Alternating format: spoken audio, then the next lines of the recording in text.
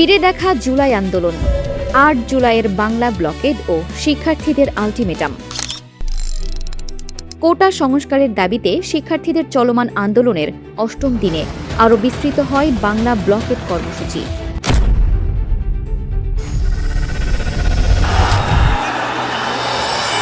চব্বিশ সালের ৮ জুলাই সরকারি চাকরিতে কোটা ব্যবস্থা বাতিলের দাবিতে সারা দেশে দ্বিতীয় দিনের মতো বাংলা ব্লকেড পালন করে শিক্ষার্থীরা। শুধু রাজধানী ঢাকা নয়, কার্যত অচল হয়ে পড়ে দেশের বিভিন্ন অঞ্চল এবং আন্দোলন আরও সুসংগঠিত রূপ পেতে শুরু করে।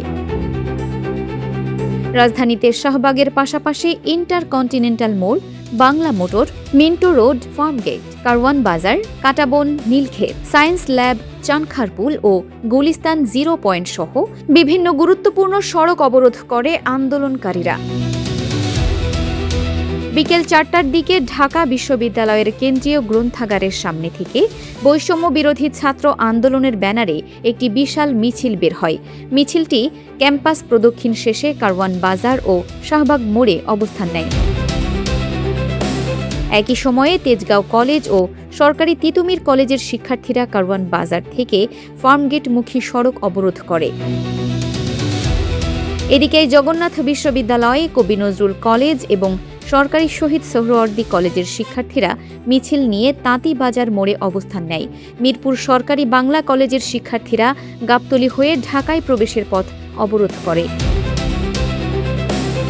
এছাড়া ঢাকা কলেজ ও ইডেন কলেজের শিক্ষার্থীরা সায়েন্স ল্যাব মোড় অবরোধ করে রাখে। রাজধানীর পাশাপাশি দেশের বিভিন্ন স্থানে সড়ক ও রেলপথ অবরোধ করে বিশ্ববিদ্যালয় ও কলেজের শিক্ষার্থীরা। ঢাকা ময়মনসিংহ রেলপথে ট্রেন আটকে দেয় বাংলাদেশ কৃষি বিশ্ববিদ্যালয়ের শিক্ষার্থীরা, আর জামালপুরে ট্রেন থামিয়ে রেলপথ অবরোধ করা হয়।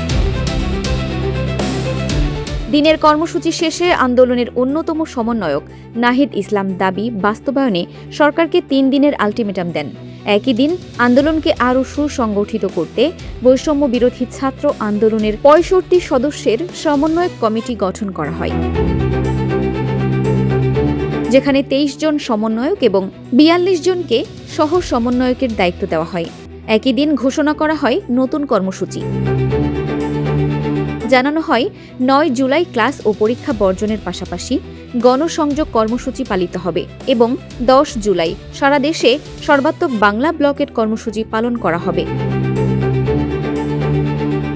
সন্ধ্যা 7টার দিকে অবরোধ তুলে নেওয়ার পর যান চলাচল স্বাভাবিক হয়। এরপর থেকেই মূলত জুলাই আন্দোলন আরও বড় পরিসরের দিকে এগোতে শুরু করে।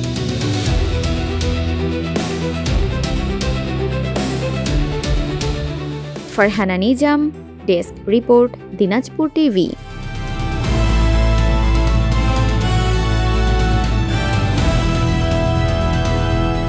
দিনাজপুর টিভি মানুষের জীবনের কথা বলে।